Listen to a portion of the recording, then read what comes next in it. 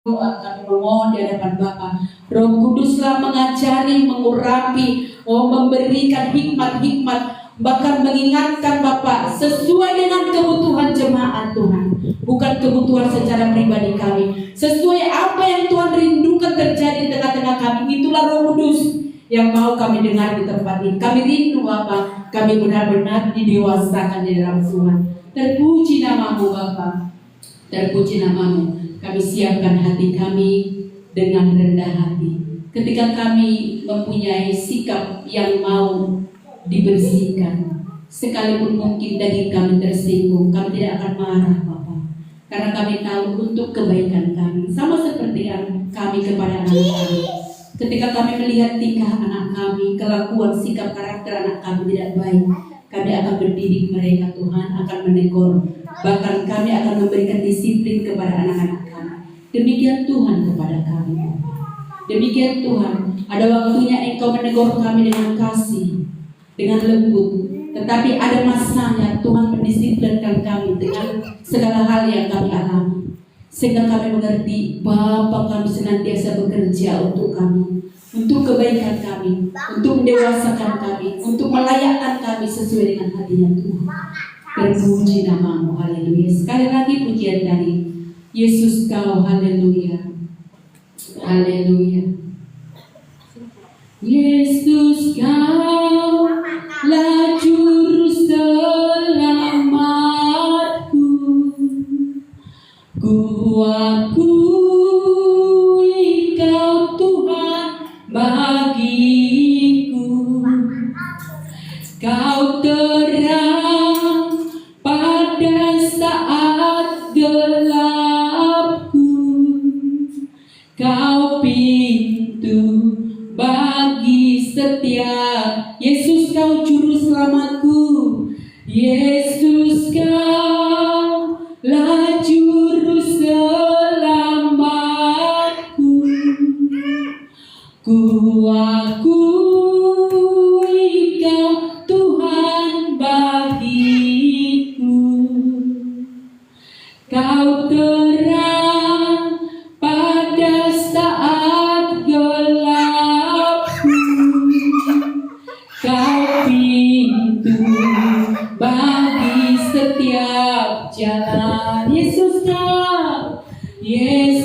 kau lah juru selamatku, ku akui kau Tuhan bagiku, kau terang pada saat gelapku, kau pintu bagi setiap jalan. Yang terakhir, kau pintu bagi setiap jalan, kau pintu bagi setiap jalan. Haleluya Bapa, haleluya Yesus. Terima kasih Bapa, Engkau juru selamat. Dalam segala hal bisa kami andalkan Tuhan kami. Haleluya, Engkau juru selamat, bahkan kekasih jiwa bagi kami. Haleluya, haleluya. Terima kasih buat kebaikan-Mu. Terima kasih buat kasih sayang-Mu yang sempurna. Terima kasih Bapa. Ini kami bersyukur di hadapan Bapa. Di sini kami berterima kasih buat kebaikan Bapa. Haleluya, haleluya Bapa. Haleluya.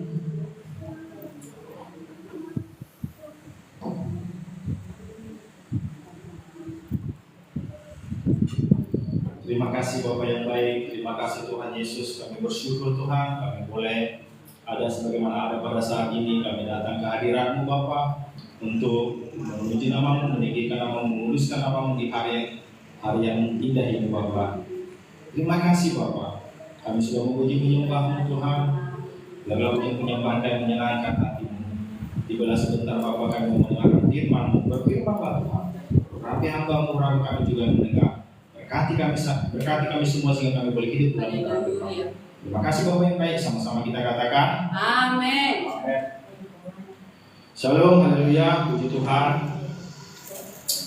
Kita bertemu kembali di ibadah kita. Puji Tuhan.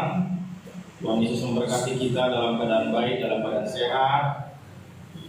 Kita sudah memasuki minggu berapa ini? Minggu kedua, apa? Ketiga ya. Nggak terasa ya. Bulan 1 sudah mau selesai ya, bulan ketiga. Bahkan nanti ya seperti tahun lalu, nggak terasa kita juga akan melewati 1 tahun ya. Puji Tuhan. Yuk kita masuk firman Tuhan. Kita tadi sudah memuji menyembah Tuhan, sudah menikmati hadirat Tuhan. Ya, kita sudah menikmati hadirat Tuhan dalam bentuk penyembahan. Terima kasih Tuhan Yesus Bapak mencurahkan hadiratnya, kita sudah boleh menikmati. Sekarang tibalah kita mau menikmati firman-Nya ya. Amin. Jadi kita tadi sudah menikmati hadiratnya. Sekarang kita mau menikmati firman Tuhan Yesus sangat baik ya. Haleluya. Mari kita buka firman Tuhan dari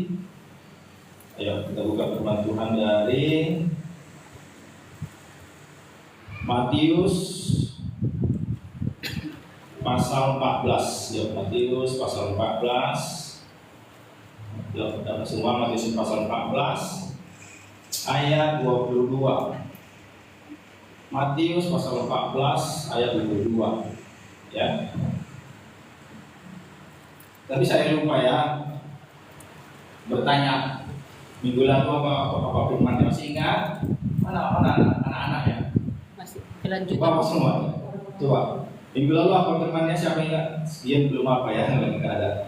Oh ingat apa Jordan apa? Minggu lalu tentang apa dibilang? Kelanjutan menguduskan rumah Tuhan. Menguduskan rumah Tuhan itu awal tahun kelanjutannya, tapi nggak tahu. Minggu lalu. Setia dan bijaksana. Haleluya. Ya, hamba yang setia dan bijaksana. Hamba yang setia dan bijaksana itu adalah hamba yang takut Tuhan. Dia tidak hanya melakukan tugasnya Ketika ada tuannya ada. Ketika tuannya pergi pun dia melakukan tugasnya. Itulah hamba yang setia. Amin. Itu hamba yang takut Tuhan. Ya. Apa semalam ayat penutupnya? Salah satu ciri takut Tuhan apa? Jangan merugikan orang lain. Iya. Itu salah satu ciri orang yang takut Tuhan. Janganlah kamu merugikan satu sama lain. Takutlah akan Tuhan. Ya, Imamat 23 ayat 17 ya. Itu ingat itu. Penting sekali ya, kita jangan merugikan orang lain. Ya. Kadang dia merasa sudah dalam Tuhan. Ya, tapi masih mau merugikan orang lain. Tahu cara artinya merugikan orang lain? Merugikan orang lain itu begini, ya. Yang penting dia dapat untung. Kalau orang lain rugi nggak peduli. Contoh, kalau berjualan, ya, ya, dia menjual buah, contoh berjualan buah lah, ya, berjualan buah, ya. Memang buah itu kan nggak tahu isi dalamnya, ya. Katakanlah jual buah, katakanlah buah durian, ya, buah durian, kan nggak tahu isi dalamnya bagus nggak durian itu kan. Yang tahu hanya yang jual karena dia pintar, Udah ahli. dia sudah ahli. Tapi tahu dia durian yang bagus mana durian yang jelek. Tapi kalau begitu, durian yang jelek tetap dijualnya. Kenapa? Dia nggak mau rugi. Karena sudah termodal dia. Aku sudah beli durian ini, walaupun udah busuk di dalam tetap dijual. Ya. Itu nggak takut Tuhan. Kenapa? Kalau ada orang yang beli duriannya tapi di dalamnya busuk, lalu rugi yang beli. Dan sampai segitunya lah Tuhan mengajar kita takut akan Tuhan. Amin, amin. Ya sampai segitunya. Jangan sampai kita merugikan orang lain. tahu ada orang yang baik, ya, ada orang yang baik. Karena kebaikannya kita manfaatkan dia, ya, dimanfaatkan baiknya dia. Nggak apa-apa lah terus aku datang berkunjung ke rumahnya. Kalau datang aku berkunjung nanti dikasih uangnya. Itu merugikan orang lain, ya. Ataupun kita menginap di rumah seseorang, kita menginap 1 malam, ya, menginap 2 malam, ya. Tentu dia butuh biaya dan kita nggak peduli, itu sudah merugikan orang lain, ya. Sampai segitunya Tuhan mengajar kita untuk takut akan Tuhan, ya. Jadi penting sekali, orang-orang Kristen adalah orang-orang yang takut akan Tuhan, yaitu jangan merugikan orang lain. Itu firman Tuhan, ya. Minggu ini kita belajar mengenai Matius 14 ayat 22, ya, sampai 32, ada 10 ayat. Ya, ada 10 ayat. Cari. Kisah ini bercerita tentang Yesus berjalan di atas air. Yesus berjalan di atas air, tapi kisah ini ada maknanya, ya, karena firman Tuhan adalah pedang bermata 2. Ini ada maknanya. Walaupun ini peristiwa yang benar-benar terjadi, tapi ada makna rohani di dalamnya. Karena firman Tuhan bermata 2 ada makna rohaninya. Nanti yang mau kita pelajari makna rohaninya, ya, ada makna rohani di balik peristiwa ini, ya. Apa yang nanti yang kita dapat dari cerita ini kita pelajari. Sebelumnya kita berdoa dulu. Bapa di sorga, terima kasih segala berkat-Mu Tuhan Yesus. Kami sudah menikmati hadirat-Mu lewat pujian penyembahan. Sebentar Tuhan Yesus, kami juga mau menikmati firman-Mu Bapa. Biarlah firman-Mu menjadi kekuatan dalam hidup kami Bapa. Terang bagi jalan kami, berita bagi kaki kami Bapa. Terima kasih Tuhan. Bapa di sorga, hamba-Mu tidak tahu apa-apa Roh Kudus. Engkaulah yang membimbing Bapa, Engkaulah yang mengajari hamba-Mu apa yang disampaikan Tuhan. Engkau Roh Kudus yang mengambil alih Bapa di bumi dan hamba-Mu. Demikian kami yang mendengar juga Bapa, baik yang mendengar di sini, baik yang di online Tuhan. Kami sama-sama diberkati lewat firman-Mu Bapa. Terima kasih Tuhan Yesus. Basuh kami dengan darah melayan kami menerima berkat. Sama-sama kita katakan Amin. Amin. Haleluya. Agak dulu matikan aja ya. Ayo kita pelajari ini satu persatu ya. Saya baca yuk, kita perhatikan baik. Sesudah itu Yesus segera memerintahkan murid-muridnya naik ke perahu dan mendahuluinya ke seberang. Sementara itu ia menyuruh orang banyak pulang. Nah, ayat ini bercerita sebelumnya Tuhan Yesus mengadakan mujizat, memberi makan 5.000 orang. Ya, di ayat sebelumnya ini kan di ayat 22, di ayat 21-nya yang ikut makan kira-kira 5.000 laki-laki, tidak termasuk perempuan dan anak-anak. Jadi sebelumnya Yesus memberi makan 5.000 orang, ya. Yesus memberi makan apa? 5.000 orang. Jadi sebelumnya Yesus di sini berbuat baik. Berbuat apa? Berbuat baik. Ketika Yesus memberi makan 5.000 orang, ada Tuhan Yesus minta bayaran? Tidak. Ada kan? Ada Tuhan Yesus suruh bikin kolektif? Enggak juga. Dia cuma bilang kasih mereka makan. Ya, kata murid-muridnya ini aja. Yang ada 500 ini kan ini kasih makan. Ya. Ini mengajar kita untuk berbuat baik. Kasih makan orang. Jangan takut kasih makan orang ya. Ketika istri saya ngasih makan orang, saya berpikir-pikir, wah habis lo beras kami gitu. Tapi sini Tuhan bilang kasih makan orang aja, ya, kasih makan orang ya. Ini salah satu teladan Tuhan. Tapi itu bukan itu yang mau kita bahas. Kita bahas ayat 22-nya ya. Sesudah itu Yesus segera memerintahkan murid-muridnya. Sesudah itu maksudnya sesudah kejadian memberi makan 5.000 orang tadi, memerintahkan murid-muridnya naik ke perahu dan mendahuluinya ke seberang. Sementara ia menyuruh orang banyak pulang. Orang yang kasih makan tadi suruh pulang, karena udah makan udah kenyang, ya suruh pulang. Jadi sekarang tinggal urusan Yesus dan murid-muridnya. Ya, ayat 23. Dan setelah orang banyak itu disuruhnya pulang, Yesus naik ke atas bukit untuk berdoa seorang diri. Ketika hari sudah malam, ia sendirian di situ ya, sendirian dia berdoa. Kenapa? Murid-muridnya sudah diutus duluan. Mau kemana murid-muridnya duluan diutus? Ayat 24. Perahu murid-muridnya itu tadi disuruh menyeberang. Disuruh menyeberang berarti di Israel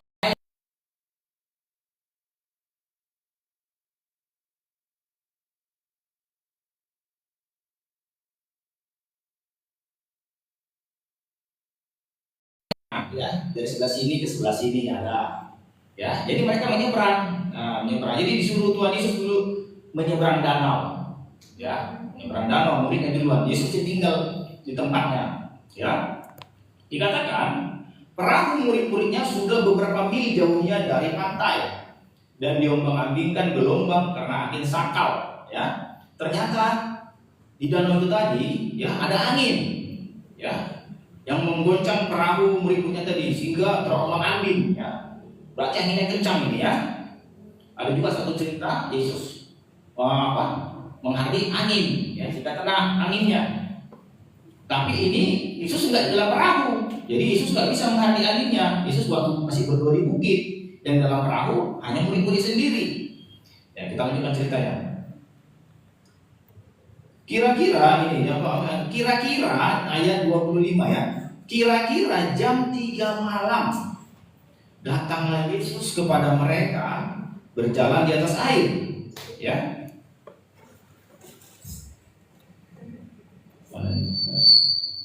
Kira-kira jam 3 malam datanglah Yesus kepada mereka berjalan di atas air. Ayat 26. Ayat 26. Ketika murid-muridnya melihat dia berjalan di atas air, mereka terkejut dan berseru, "Itu hantu." Lalu berteriak-teriak karena takut. Tetapi segera Yesus berkata kepada mereka, "Tenanglah, aku ini, jangan takut." Ya, ternyata Yesus memperkenalkan diri. Lalu Petrus berseru dan menjawab dia, "Tuhan, apakah engkau itu?" Ya, memastikan Petrus, "Suruhlah aku datang kepadamu berjalan di atas air." Kata Yesus, "Datanglah." Maka Petrus turun dari perahu dan berjalan di atas air mendapatkan Yesus. Ya, karena disuruh maka Yesus datang. Ayat 30. Tetapi ketika dirasanya tiupan angin, takutlah ia dan mulai tenggelam. Lalu berteriak, "Tuhan, tolong aku." Segera Yesus mengeluarkan tangannya, memegang dia dan berkata, "Hai orang yang kurang percaya, mengapa engkau bimbang?" Ya, karena tadi kena angin ya, jadi agak ketakutan dia gara-gara angin itu. Ayat 32, lalu mereka naik ke perahu dan angin pun redalah. Nah, ketika Yesus naik ke perahu langsung reda ya langsung reda. Dan orang yang di dalam perahu menyembah dia, katanya, "Sesungguhnya engkau anak Elohim, anak Tuhan, anak Allah." Ya, menyembah. Di sini Yesus menerima penyembahan mereka, berarti dia mengaku dirinya Tuhan ya, karena dia disembah. Kalau bukan Tuhan dia, mana mungkin dia mau disembah ya? Dia benar-benar Tuhan. Ayo kita pelajari ayat ini satu-satu. Di sini dikatakan kita mencari makna rohaninya ya, makna rohaninya begini, ya. Ada banyak makna rohaninya, tapi ini salah satu ya. Nanti mungkin hamba Tuhan lain dapat bawahi banyak lain ya. Satu cerita bisa bermacam maknanya ya, tapi salah satu maknanya kita coba pelajari di sini ya. Begini, ketika Tuhan Yesus menyuruh murid-muridnya mendahuluinya ke seberang, ya, disuruh mendahuluinya ke seberang. Ini sebenarnya perumpamaan tentang perjalanan manusia, ya, perjalanan manusia kita ke seberang. Seperti ada lagu Kudayung-dayung, ingat lagunya? Ingat. Kudayung-dayung, Perahu kudayung. perahuku menuju Seberang. ke seberang. Itu dia. Ini artinya perjalanan kita mau ke surga. Ya, itu artinya perjalanan kita mau ke surga, ke seberang. Karena Tuhan Yesus ini menyuruh, "Pergilah ke seberang duluan." Ya, Yesus nggak ikut. Yesus berdoa sendirian di bukit. Artinya apa? Yesus sekarang berdoa syafaat di surga. Ya, Yesus berdoa syafaat sekarang untuk kita. Dia kan ini berdoa juga di sini Tuhan Yesus. Di ayat mana itu? Yesus di ayat 23, Yesus naik ke atas bukit untuk berdoa seorang diri. Yesus lagi berdoa sekarang di surga untuk kita, bersyafaat. Kita lagi menyeberang. Ya, kita lagi menyeberang. Menyeberang perjalanan hidup kita ini. Kita mau ke surga. Ya. Kita mau ke surga.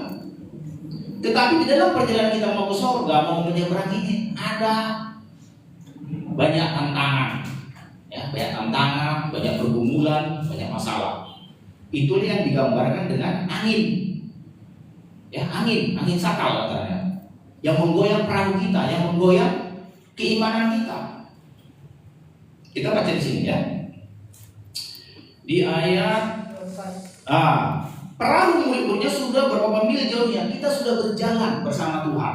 Ya, artinya kita sudah ikut Tuhan di dalam perjalanan kita menyeberang mau ke surga.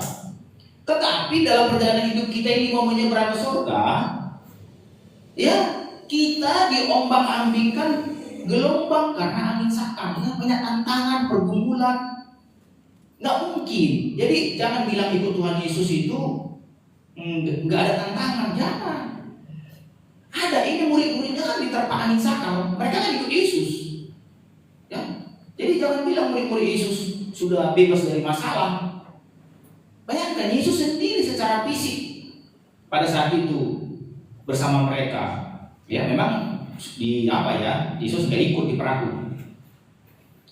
Tapi itu tetap mereka ditimpa suatu masalah, suatu angin sakal. Jadi demikian juga kita ini, kekristenan kita ini, ya, dalam keadaan kita menyeberang mau ke surga dari dunia ini, ya, pasti ada angin sakal yang mengombang-ambingkan keimanan kita. Pasti ada pergumulan. Dari mana pergumulan? Ya, dari orang-orang sekitar kita.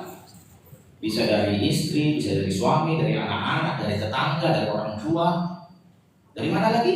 Dari ekonomi bisa. Dari mana lagi? Dari kesehatan bisa. Ya, kesehatan bisa. Angin yang melanda, kita jadi terombang-ambing karena angin yang mengganggu kesehatan.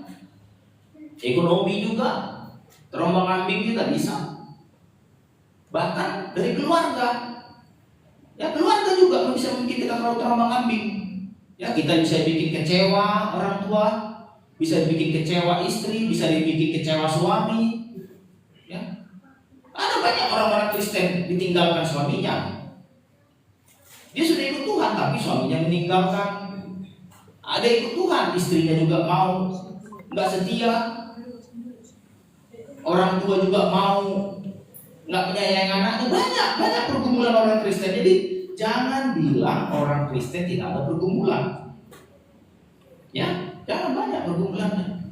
Itulah yang digambarkan di ayat 24 ini. Perahu murid-muridnya sudah berapa mil jauhnya dari pantai dan diombang-ambingkan angin sakal. Ada pergumulan bagi orang-orang Kristen, ada. Ya. Tetapi yang penting apa? Yang penting kita ketahui di sini dari cerita ini, Tuhan Yesus tahu. Pertanyaannya, lihat dulu cerita ayat ini. Tuhan Yesus tahu nggak murid-muridnya lagi diterpa gelombang ini? Tahu. Tahu kan? Tahu. Jadi itu yang perlu kita ingat. Apapun pergumulan kita, Tuhan Yesus tahu. Ya, apapun pergumulan kita, Tuhan Yesus tahu. Jangan bilang, Tuhan, di mananya kau? Kan sering kita kayak gitu bertanya. Tuhan, di mananya kau? Aku dalam masalah. Apakah tak tahu kau masalahku begini? Ya, kita berangkat, Tuhan tidak tahu. Tapi menurut cerita ini, walaupun Tuhan Yesus tinggal di pantai, di bukit tadi katanya berdoa dia, tapi dia tahu, lihat dia jauh. Ya, dia kan maha kuasa. Maha tahu, dia tahu, dia bisa lihat murid-muridnya sedang diterpa gelombang dan angin sakal. Tahu. Jadi kita juga punya keyakinan, apapun pergumulan kita, apapun tantangan kita, masalah kita, Tuhan Yesus tahu. Sekarang kita lihat dari cerita ini, Yesus bertindak enggak? Bertindak enggak Yesus? Bertindak. Iya. Ini yang perlu kita tahu. Kalau kita dalam masalah, Tuhan Yesus nggak mungkin tinggal diam. Haleluya. Ya, Tuhan Yesus tidak mungkin tinggal diam kalau kita dalam masalah. Nggak mungkin dibiarkan yang murid-muridnya diterpa angin sakal. Udahlah urusan kalian itu. Enggak, Tuhan Yesus enggak demikian. Enggak demikian Tuhan Yesus. Ya. Tuhan Yesus bertindak. Ya. Dia berdoa dia. Ini Tuhan Yesus berdoa semalaman ya. Perhatikan baik, Tuhan Yesus berdoa semalaman. Jadi kalau kita ada waktu, ada kesehatan, ada kekuatan, berdoalah semalaman. Sediakan waktu. Ya saya nggak bilang saya sudah bisa, sudah mampu. Ya, sediakan waktu sekali sebulan kah? Kalau hebat ya sekali seminggu. Kalau hebat, tapi sekali sebulan pun udah hebat. Ini Yesus ini memberi teladan kita berdoa semalaman. Ya, karena ketika murid-muridnya diutus, ya itu kan hari sudah malam. Kalau baca ceritanya memberi makan 5.000 orang, itu hari sudah sore, hari menjelang malam. Karena dibilang Tuhan Yesus, jangan kau suruh mereka pulang sebelum makan, karena hari sudah malam. Jadi ketika mereka selesai makan, yang 5.000 orang tadi suruh pulang, itu hari sudah malam. Baru Tuhan Yesus memerintahkan murid-muridnya, Yesus naik berdoa ke bukit. Jadi Yesus berdoa semalaman sampai jam berapa? Sampai jam 3. Berdoa dia semalam. Jadi sekarang Tuhan Yesus pun berdoa untuk kita, saudara sapaan, ya. Tapi yang penting begini, ini perlu kita ingat, Tuhan Yesus tidak pernah tinggal diam kalau kita dalam masalah. Tuhan Yesus bertindak. Coba kita katakan, Tuhan Yesus bertindak. Tuhan Yesus bertindak. Bertindak, Tuhan Yesus menolong kita. Jangan bilang Tuhan Yesus nggak mau menolong aku. Jangan bilang gitu. Firman Tuhan mencatat Tuhan Yesus bertindak. Ya, ada bertindak Tuhan Yesus. Apa tindakannya? Coba kita lihat tindakan Tuhan Yesus apa ya? Kita lihat. Ayat 25. Kira-kira jam 3 malam datanglah Yesus kepada mereka berjalan di atas Air. Di sini ada 2 rahasia ya. Rahasia pertama, kira-kira jam berapa? Jam 3. Iya. Oh Tuhan. Jam 3 malam itu nggak kebetulan. Kenapa banyak orang mau tiba-tiba bangun jam 3 malam? Oh Bapak. Ya. Kenapa ada orang mau tiba-tiba bangun jam 3 malam. 3 malam? Itu nggak kebetulan. Berarti disumpah Tuhan Yesus. Iya, benar. Tuhan Yesus tahu ada masalahmu yang mau datang. Tuhan Yesus tahu ini ada masalah sebentar lagi. Ya, aku datang dulu supaya dia punya kekuatan, atau supaya masalah itu jangan terjadi. Ya, atau Tuhan Yesus untuk memberi kekuatan bisa menghadapi masalah itu. Ya, enggak kebetulan dia datang jam 3 malam. Ini perhatikan baik ayatnya. Enggak kebetulan dia datang. Kenapa enggak datang dia lebih cepat? Jam 11, jam 12. Masih sibuk manusia. Iya. Enggak kebetulan, dicatat loh jam berapa dia datang. Ya, saya beberapa kali pernah bangun juga jam 3 malam, tapi saya tidur lagi. Ya. Bertobat. Ya bertobat ya, jangan. Ya. Siapa yang pernah mengalami dibangunkan jam 3 malam? Hampir rata-rata. Hampir rata-rata kan? Dibangunkan. Kadang kita bingung kita. Apa? Kok tiba-tiba terbangun ya? Kita nengok jam lagi. Kok pas jarum panjangnya ke angka 12. Pas loh. Jarum pendeknya ke angka 3. Iya, pas. Ini nggak kebetulan ini. Ada sesuatu di jam 3 malam ini. Ya, ada sesuatu. Ya.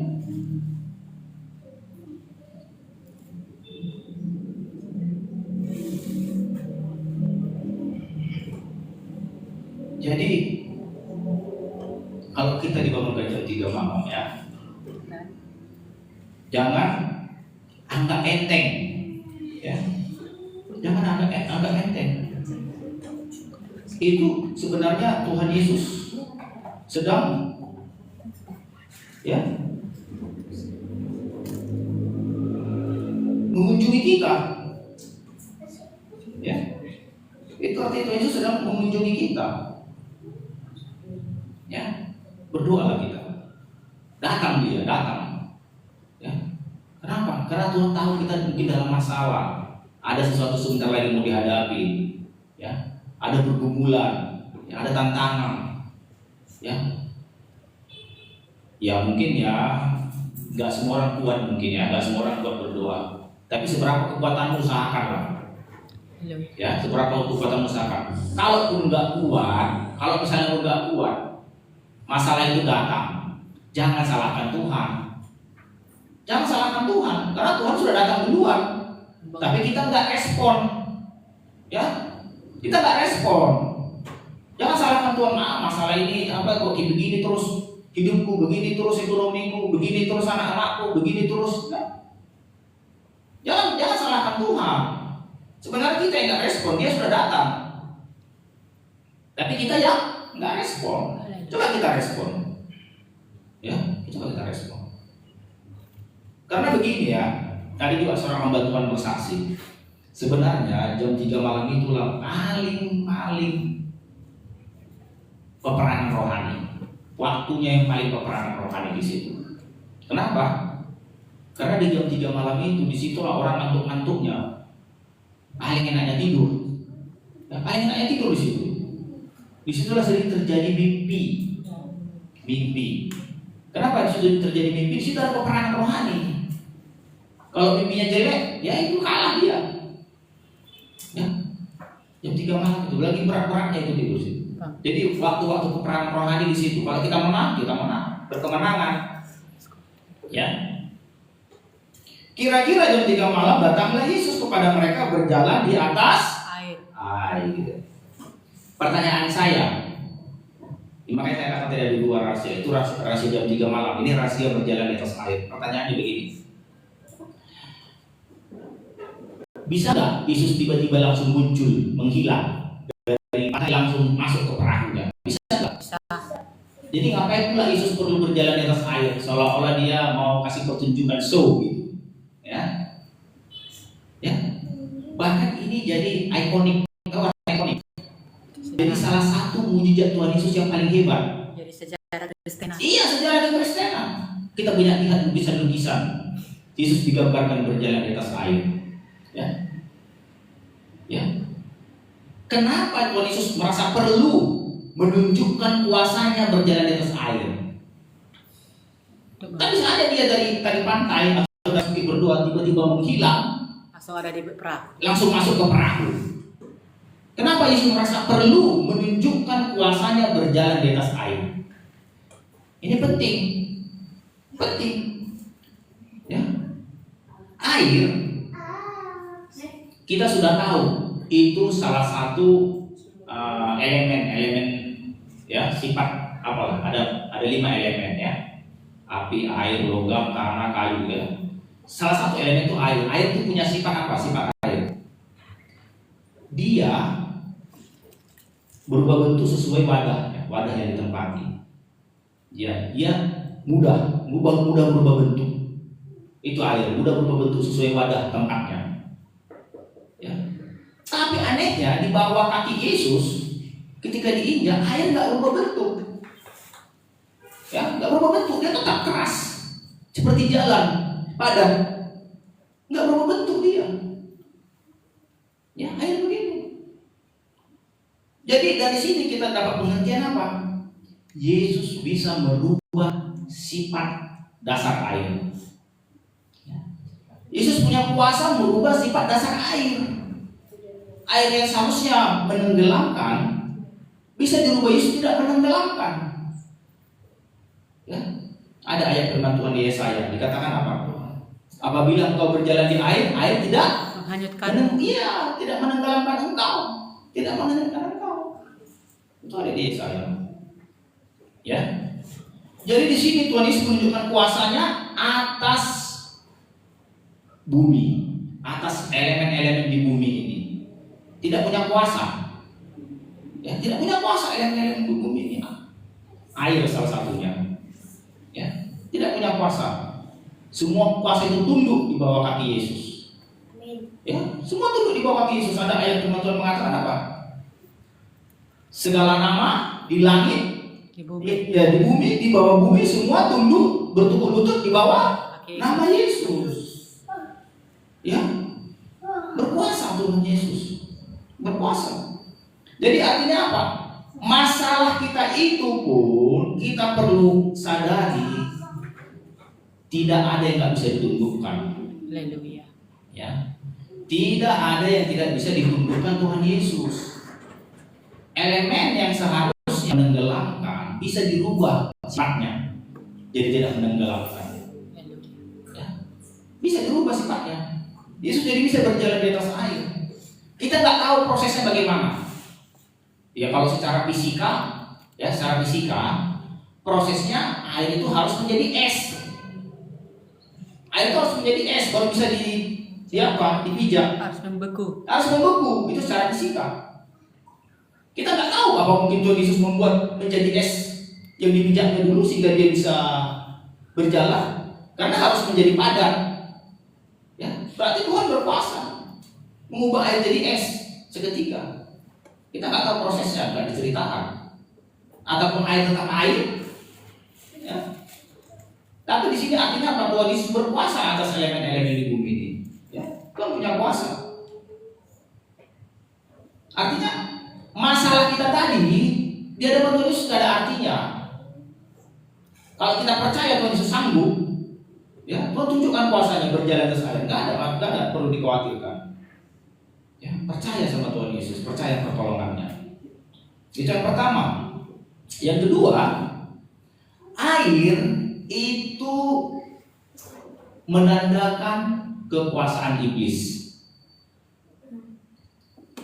Air menandakan kekuasaan iblis. Jadi dengan Tuhan Yesus menginjak air, Yesus menginjak kuasa iblis.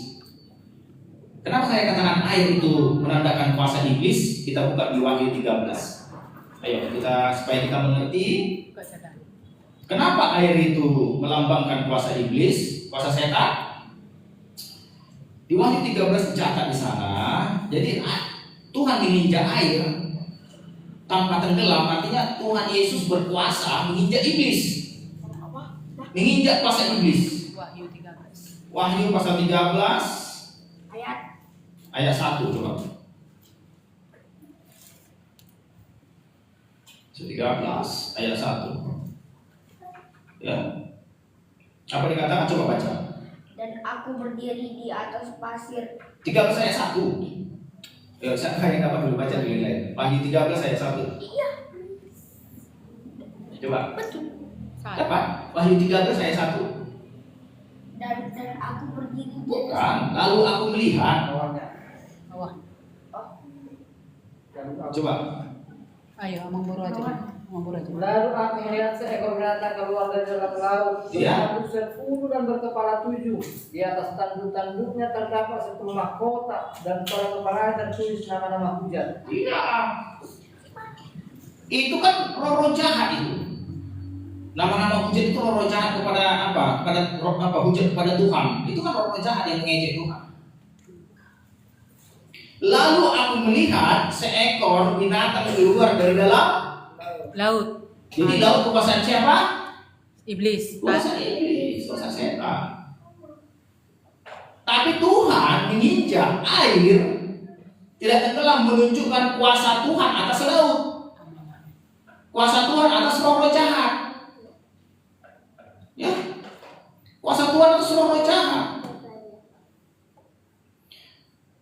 Lalu aku melihat seekor binatang keluar dari dalam laut bertanduk 10 dan berkepala 7. Di atas tanduk-tanduknya terdapat 10 mahkota dan pada kepalanya tertulis nama-nama hujat.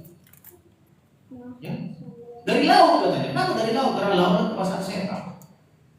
Kalau kita baca selanjutnya lagi di sana, itu tentang pemerintahan antikris. Kalau dibaca lagi sampai ke bawah. Itu kuasa setan. Jadi Tuhan menunjukkan kuasanya atas roh-roh jahat juga. Amin. Aku menginjak laut. Ada yang bisa menginjak laut nggak tenggelam? Tidak. Tidak kan? Tapi Tuhan menginjak laut tidak tenggelam. Tuhan berkuasa atas laut, atas roh-roh jahat. Ya, itu artinya Tuhan menunjukkan kuasanya atas roh-roh jahat. Kita buka lagi Wahyu 17. Laut juga berarti kerajaan manusia. Wahyu 17 di ayat Wahyu 17 di ayat 15. Wahyu 17 ayat 15. Yuk baca seorang lagi ya. Wahyu 17 ayat 15. Iya.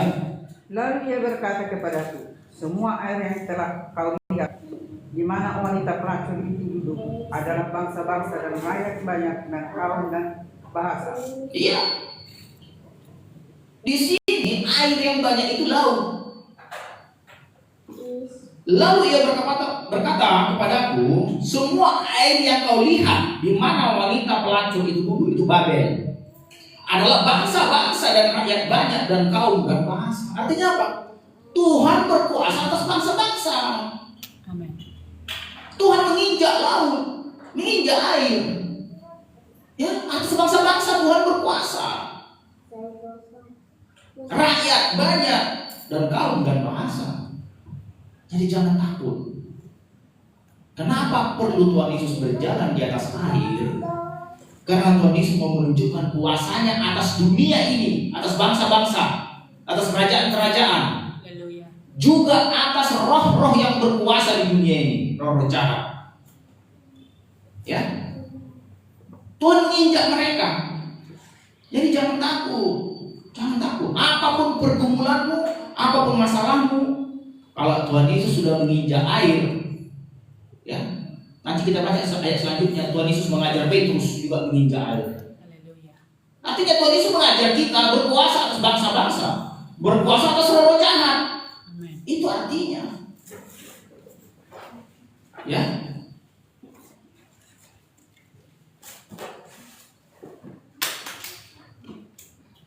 Jadi jangan takut.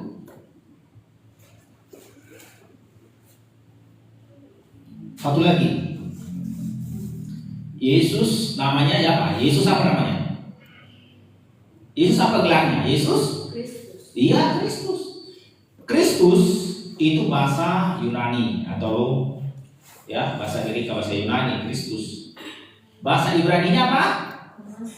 Iya, Mesias, Amasya. Artinya apa? Yang Diurapi. Yang diurapi. Amin. Pertanyaannya, diurapi pakai apa? Diurapi pakai apa? Kayak minyak. Pakai minyak. Pertanyaannya, kalau minyak dan air, siapa di atas? Minyak. Minyak di atas. Minyak di atas. Jadi kalau minyak ada padamu, kau nggak bisa tenggelam. Amin. Urapan Tuhan atas ada padamu, roh-roh jahat dan kuasa bangsa-bangsa ini tidak ada artinya. Yang penting apa? Ada urapan Tuhan atasmu, ada minyak. Yesus Kristus, Yesus yang diurapi, Yesus Amasya, Yesus Mesias. Diurapi apa? Diurapi dengan minyak. Minyak itu nggak bisa bercampur dengan air. Minyak selalu di atas, berkuasa atas air, nggak tenggelam minyak. Jadi yang penting urapan Tuhan ada atasmu. Amin. Ya, penuhilah dirimu dengan minyak, dengan urapan. Penuhi dirimu dengan urapan, pasti kau menginjak air. Air di bawah kakimu itu air itu. Amin. Amin. Air itu tadi melambangkan apa? Roh-roh jahat dan dunia ini, kuasa dunia ini. Ya. Kalau kita, makanya dikatakan anak Tuhan itu berbeda dengan dunia. Kenapa berbeda?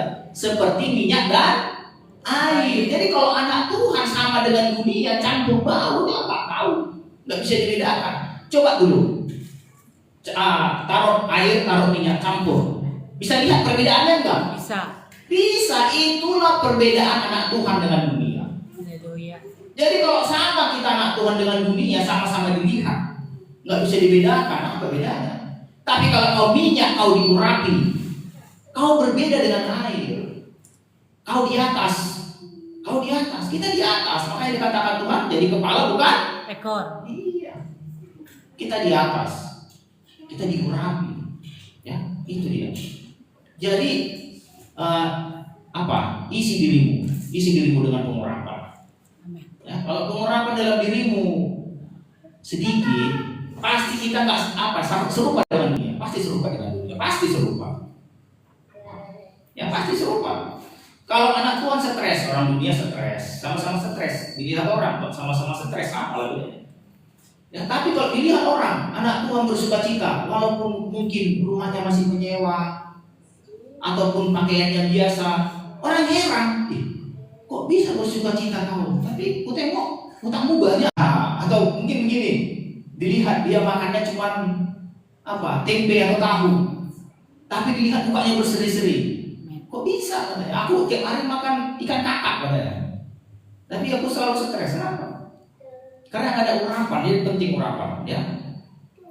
Itulah artinya air, ya. Kenapa Yesus perlu menunjukkan kuasanya menginjak air? Supaya kita tahu ada perbedaan, ya, perbedaan anak Tuhan dengan orang dunia. Kita lihat ayat selanjutnya. Yang kita lihat ayat selanjutnya. Ketika murid-muridnya melihat dia berjalan di atas air, mereka terkejut dan berseru, itu hantu. Lalu berteriak-teriak karena takut. Ya, artinya apa? Artinya begini. Kadang, ya, kedatangan Tuhan itu, ya, membuat kita nggak percaya. Ya, mujizat Tuhan itu mungkin kita heran. Ya, kadang heran, membuat kita terkejut. Itu hantu. Tapi ya Tuhan Yesus tentu nggak mau dikatakan dirinya hantu, nggak mau. Yesus langsung menjelaskan di ayat 27. Tetapi segera Yesus berkata kepada mereka, tenanglah, aku ini, jangan takut. Aku ini, ya. Tentu ketika Tuhan Yesus berkata aku ini, ya aku ini, Mereka mengenal suaranya. iya, mereka mengenal suaranya. Jadi kita perlu juga mengenal suara Tuhan. Kenal suara Tuhan. Jangan, ya, kalau ada mendengar semua dibilang suara Tuhan, jangan. Haleluya. Ya, kurang gak enak badannya. Ya, jadi dia mau nggak mau gereja. Ya, dengar suara. Kau tidur aja di rumah. Oh, ini suara Tuhan, ini suara istirahat katanya gitu kan. Jangan. Ya, jangan segampang itu. Suara Tuhan tidak pernah bertentangan dengan firman. Ya, kita harus kenal. Ini aku katanya. Ya, jangan takut. Ini aku. Ya. Jadi kedatangan Tuhan Yesus sebenarnya tidak menimbulkan rasa takut, tapi damai sejahtera. Amin. Ya, menimbulkan damai sejahtera. Ya, jangan takut, tenang. Tapi di sini ada yang menarik di ayat 28. Kenapa menarik? Karena di sini Petrus, ya, di sini belum pembasuhan, ya, belum pembasuhan di sini, belum pembasuhan kaki. Ya, tapi di sini Petrus mau seperti Yesus. Ya, ketika waktu pembasuhan kaki kan, ya Petrus semangat kali, kalau itu aku mandikanlah semua, ya. Tapi di sini juga Petrus mau semangat, dia mau seperti Yesus. Aku maulah, kalau Yesus bisa menginjak air, aku juga mau. Kita mau nggak ikut seperti Petrus ini? Mau. Ya, menginjak air arti sekarang begini, ya, jangan salah paham, ya. Jangan salah paham. Ya, menginjak air bukan berarti nanti kau pergi ke sungai, kau pijak air itu, jangan, nanti tenggelam kita. Jangan mencobai. Iya, jangan. Tadi kan sudah saya jelaskan, menginjak air itu artinya berkuasa atas roh-roh jahat dan dunia ini. Amin. Ya, berkuasa atas masalah-masalah. Itu artinya menginjak air. Ya, jangan salah paham. Ada pernah kejadian kayak gitu, mau nyebrang sungai dia, berdua dia, katanya tenggelam. Ya, jangan. Ya, yang dimaksud menginjak air tadi berkuasa atas roh-roh jahat, berkuasa atas permasalahanmu.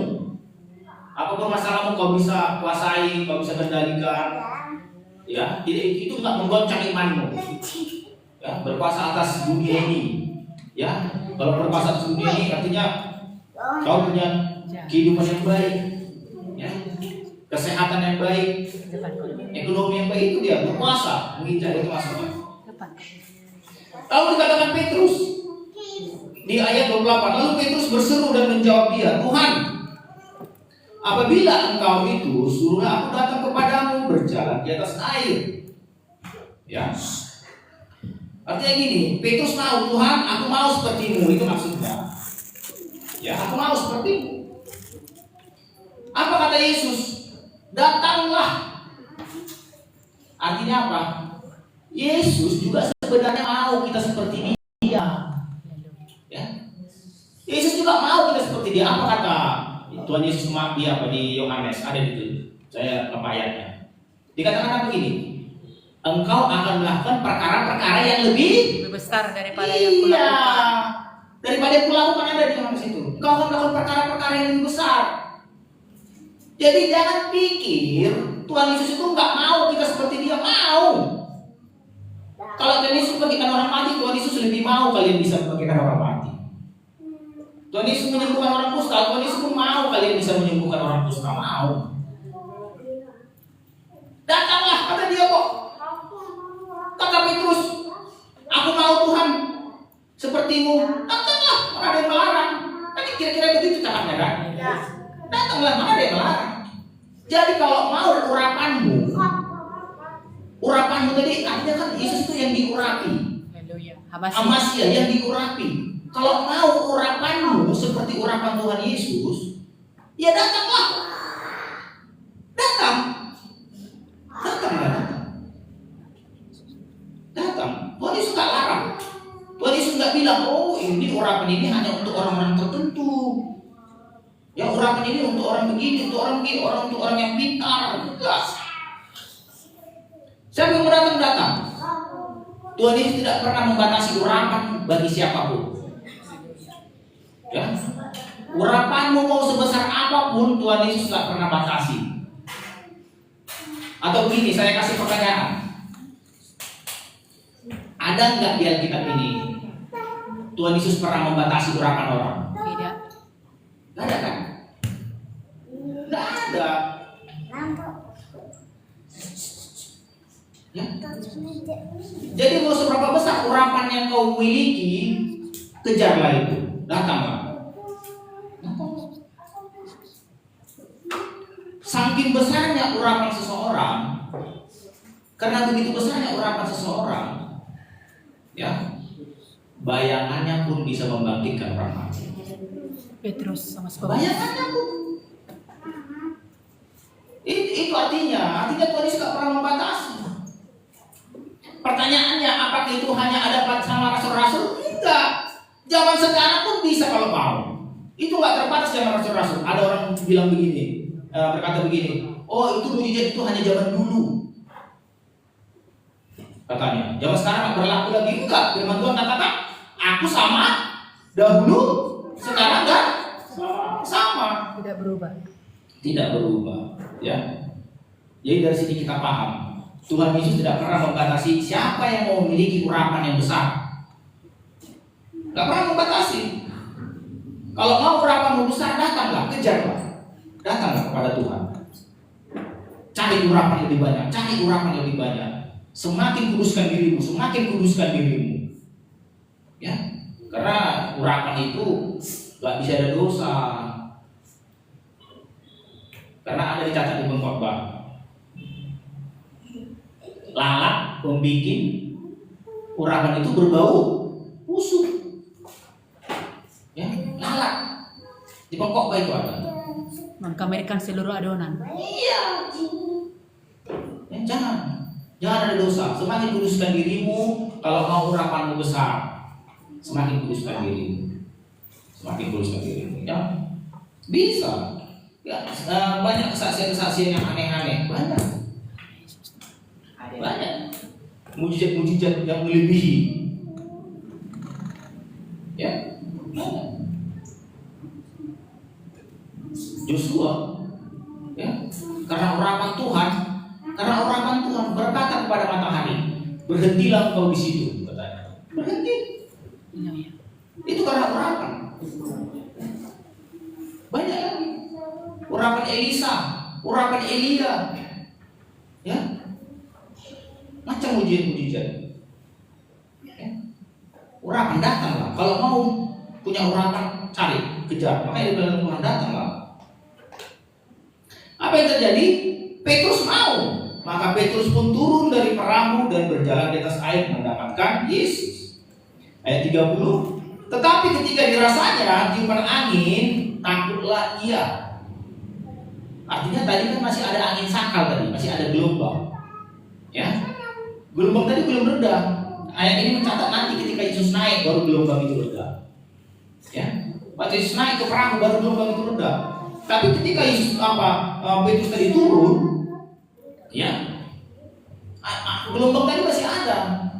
Jadi dia agak ragu, timbul keraguan di hatinya. Ketika dirasanya tiupan angin, takutlah ia dan mulai tenggelam lalu berteriak, Tuhan tolong aku. Sekarang pertanyaannya dari ayat 30 ini, apa yang membuat Petrus tenggelam? Takut. Iya, takut. Kita pernah dengar ada yang menghitung berapa kali Alkitab mencatat jangan takut. Ya, berapa kali? 300. Iya, 365 kali katanya. Saya nggak pernah menghitung, tapi katanya ada yang menghitung.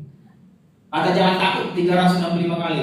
Berarti satu mewakili 1 hari. 1 hari. Jangan takut, jangan takut. Berarti tiap hari jangan takut. Iya, jangan takut. Jangan takut sama siapa? Permasalahan Iya, jangan takut sama masalah, sama gelombang ombak. sama gelombang. Jangan takut. Ya, jangan takut. Jangan mudah menyerah. Jangan takut. Ya, karena banyak orang yang mundur dari Tuhan. Ya, jangan takut. Kalau Tuhan pasti bertindak. Ya, ada lagunya itu saya lupa. Ya. Tuhan pasti bertindak, ada lagunya tapi saya lupa. Coba dicari. Ayat 31. Segera Yesus mengulurkan tangannya memegang dia dan berkata, hai orang yang kurang percaya, mengapa engkau bimbang? Karena takut tadi membuat bimbang. Takut tadi membuat bimbang. Di sini dikatakan apa? Segera. Jadi kalau kita merasa mau tenggelam, jangan lagi lama-lama minta tolong. Betul-betul tenggelam nanti. Bantuan Yesus. Ya, kalau rasamu udah mau tenggelam kau, cepat-cepat kau minta tolong. Maka segera Tuhan Yesus datang menolong.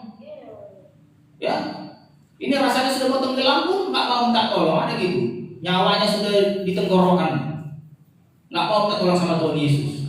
Nggak mau panggil Yesus. Iya, nggak mau panggil Yesus. Benar-benar tenggelam, Pak. Minta tolong sama Tuhan. Pasti dijawab, pasti segera Tuhan Yesus mengulurkan tangannya. Segera Yesus mengulurkan tangannya memegang dia dan berkata, hai orang kurang percaya, mengapa engkau bimbang? Bayangin, yang bimbang aja ditolong, apalagi yang percaya.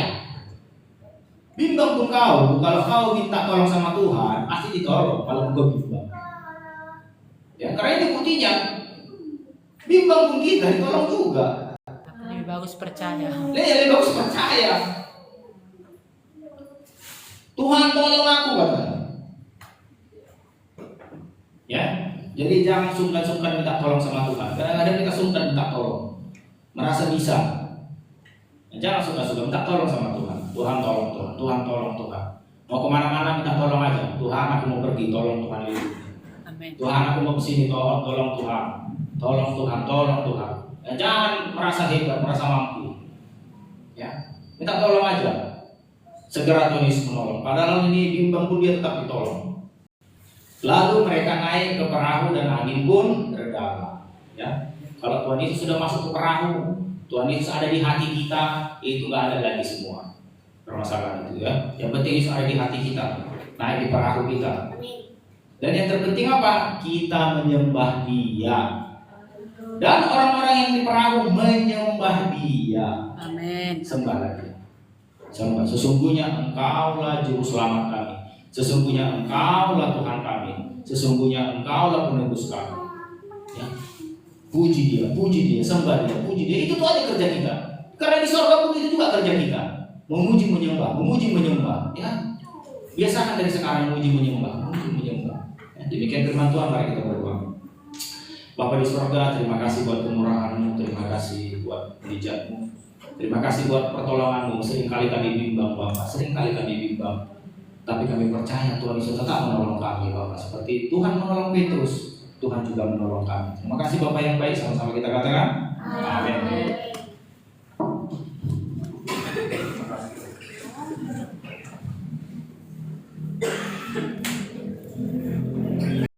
Haleluya. Shalom untuk kita semua. Terpuji nama Bapa di surga untuk kebenaran firman Tuhan.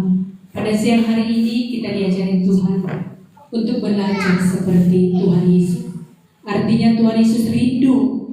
Dan sekali lagi tadi intinya, Tuhan tidak pernah membatasi kuasa-Nya kepada siapapun yang mau untuk mempergunakan kuasa Tuhan itu.